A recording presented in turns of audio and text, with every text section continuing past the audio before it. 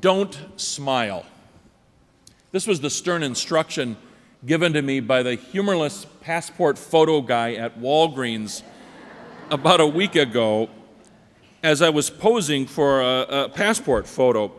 At the end of the summer, we're heading to Canada, and it occurred to us that our passports were going to expire before then, so we had to go out and get new passports, new photos for them.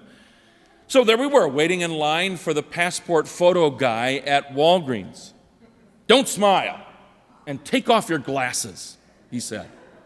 So I did, and I didn't. I did take off my glasses, and I didn't smile. And when he handed the picture back to me after it was developed, with my grim, unsmiling face pushed forward in close-up, the dark circles under my eyes, the crazy-looking day-off hair, it looked like the photos on TV that you see when they interview the neighbor who says, he was such a quiet guy. Who knew he had all those bodies buried in his basement? One other thing, you probably haven't noticed, but I recently changed my appearance in some very subtle ways.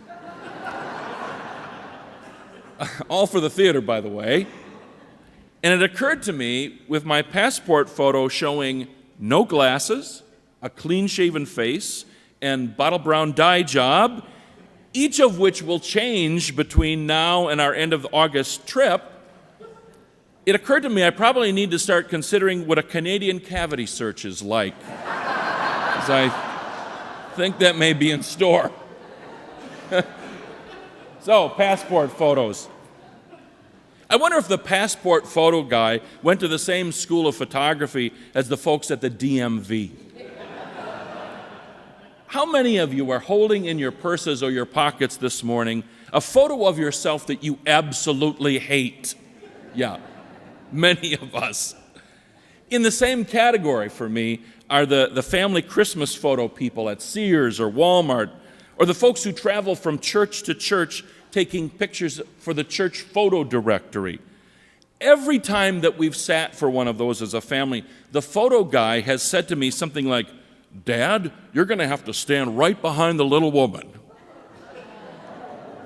That's why in every one of our posed family pictures, I have a smiling face that's stretched too tightly by the rictus of suppressed fury. Are you thinking about your own experiences on the wrong end of the camera?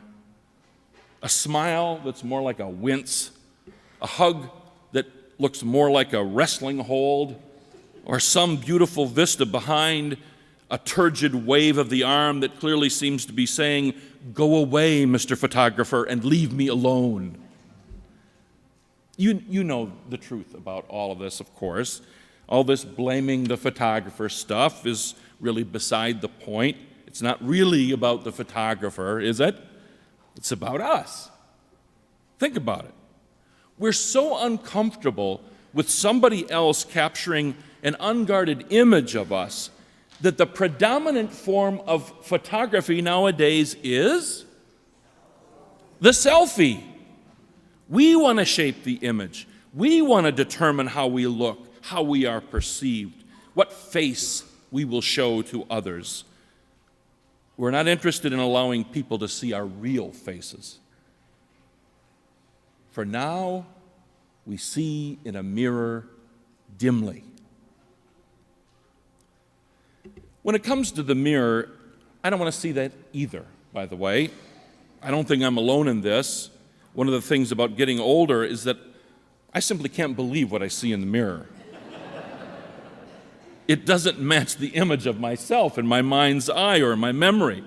I'll look in a mirror or a current photograph of myself, and my first reaction is, "What's Dad doing here?"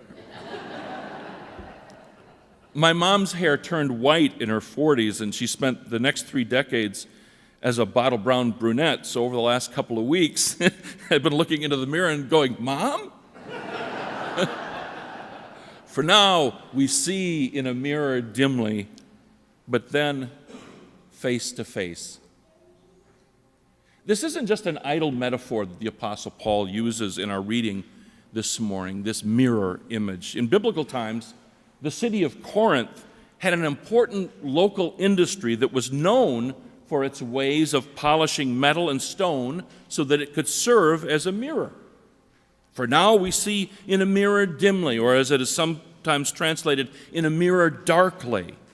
This testifies to the distorted image captured by even the best mirror of ancient times.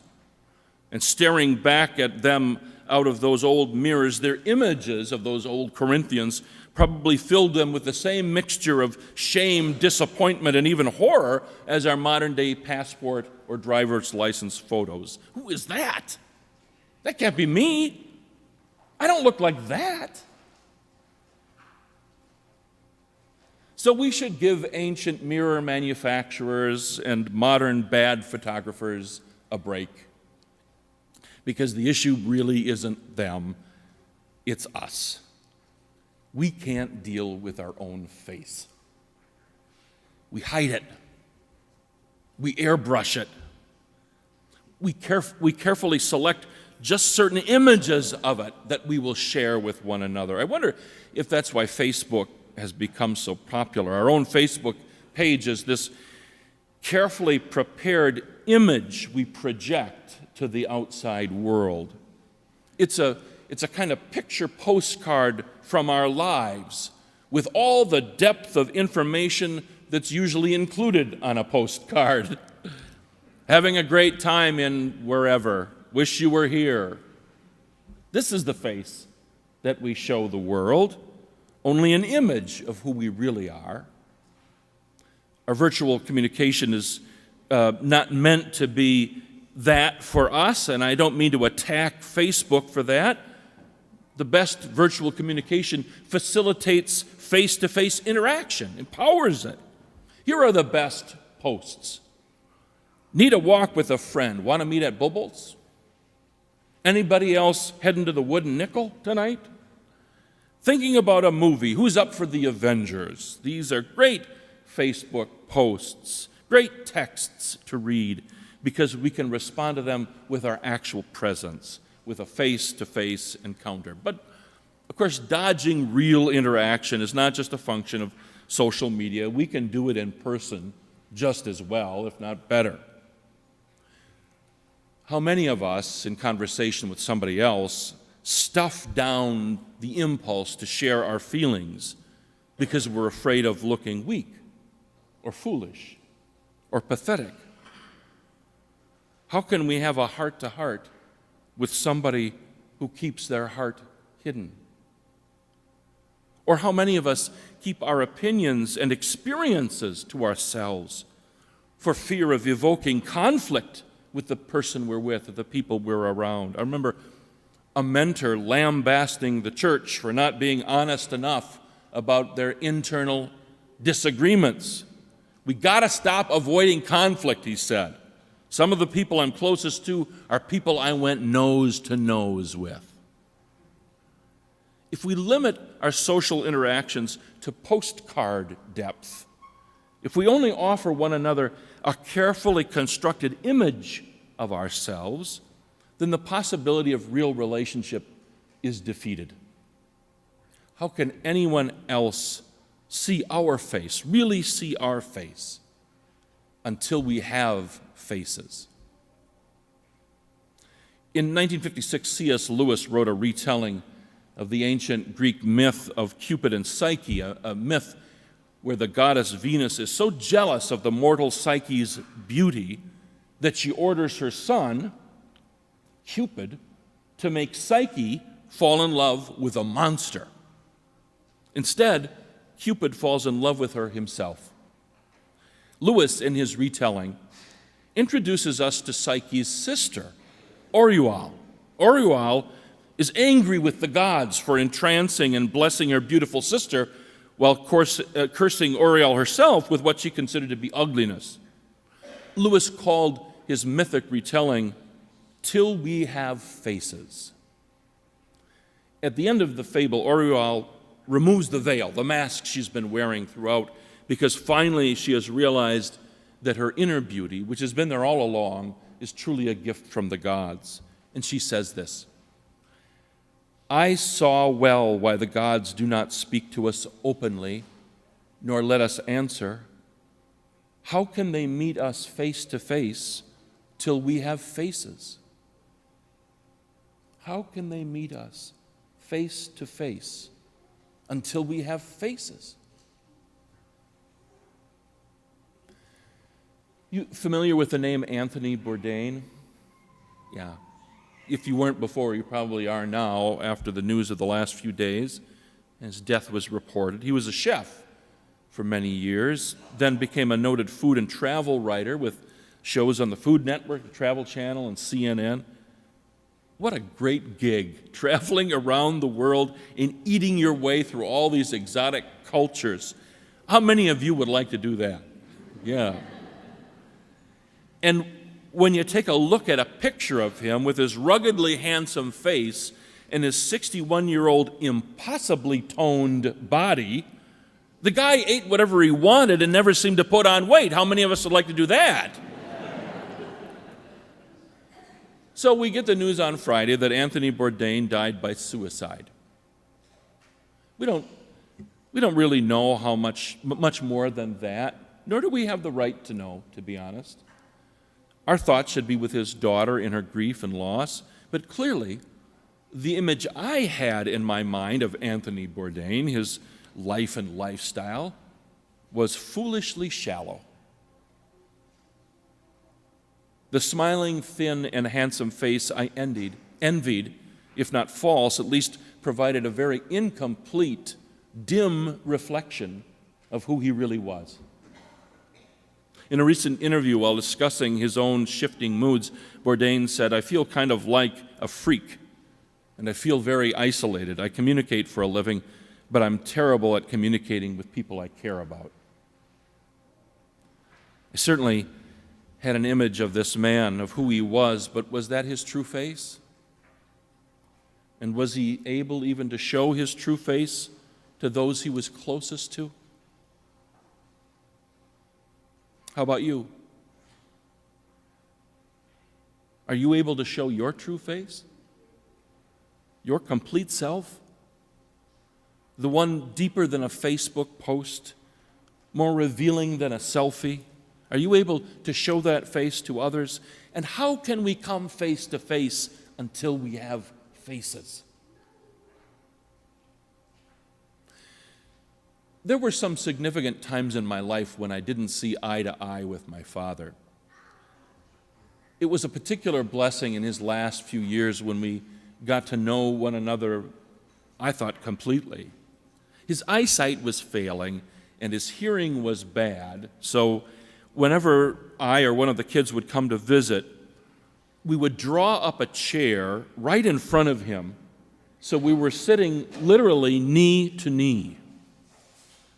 And in those conversations, I felt we really opened our hearts to one another. I saw him most clearly because I was allowing him to see me clearly. How can they meet us face to face till we have faces? C.S. Lewis was right. How can we truly know one another unless we let ourselves be known? According to Paul, this kind of yearning for intimacy is love's deepest meaning. For now we see in a mirror dimly, but then face to face. Now I know only in part, but then I will know fully, even as I am fully known. Over the next 12 weeks, Catherine and I are going to be talking a lot about relationship, face to face, relearning relationship. That's what this sermon series is called. We hope these sermons will be funny and sad, hard and easy, fun and difficult, all the things that relationships are, right?